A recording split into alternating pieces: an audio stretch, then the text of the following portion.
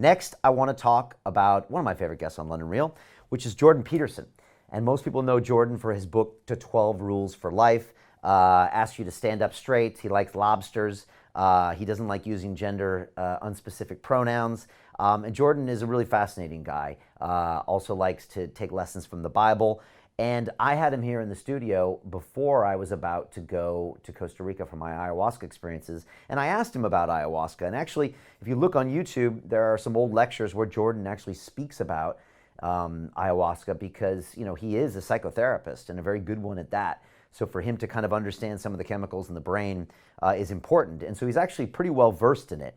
And I asked him about what's going on, and Jordan had some interesting things to say, and not unexpected. He said, Brian, he said, what we don't know about psychedelics is a very big book. And he said, you can go there, but he said, look out, because you're going into something that is unknown, and it's potentially very scary and potentially very dangerous.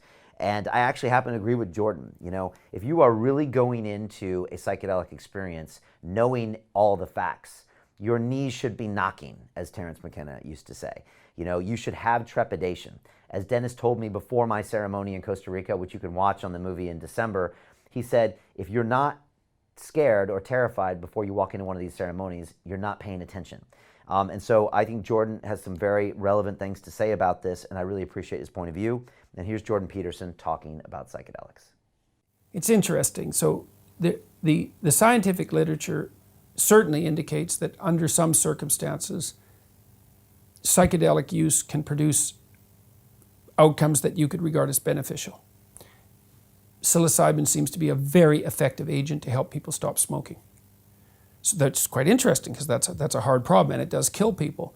85% success rate was what was reported in the last investigation. Yeah. If people had a mystical experience, 85% of them quit smoking. It's like, it's pretty interesting. I think that they can help you orient yourself morally, but look the hell out. So, you know, you should, when people used to approach the Holy of Holies in the Old Testament, they purified themselves ritually. It's like, that's not a bad idea. If you've got a lot of unfinished business lurking around in your soul, you might want to clear some of that out before you try to attain wisdom that's beyond your understanding.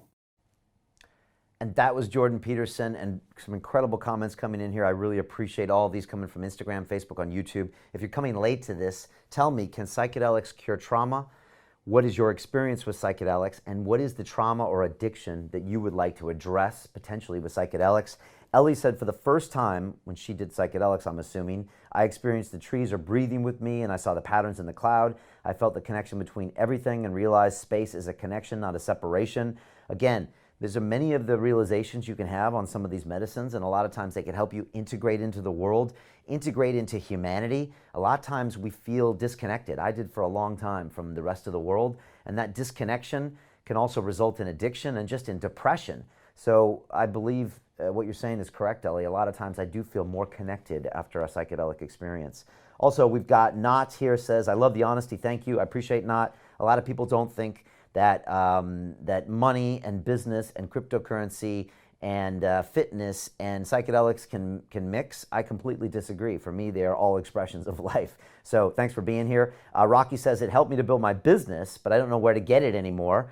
Look, psychedelics can probably help you do a lot of things. I don't know if they're the thing you want to get more of for more business, but anything can happen. David said, thanks for this, Brian, no problem. Adorito says, can a psychedelic induce a near-death experience? It's a good question.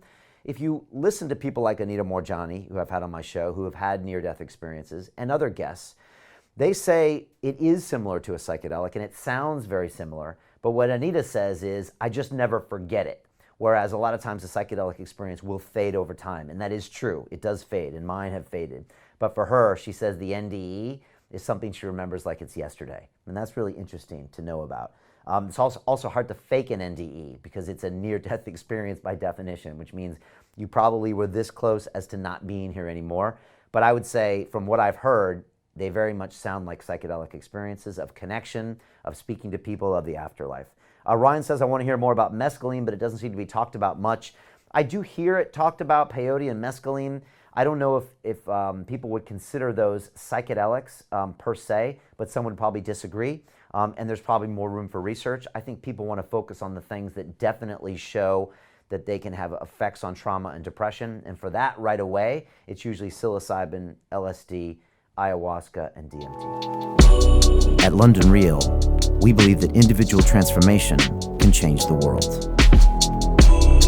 Join us and start your journey today.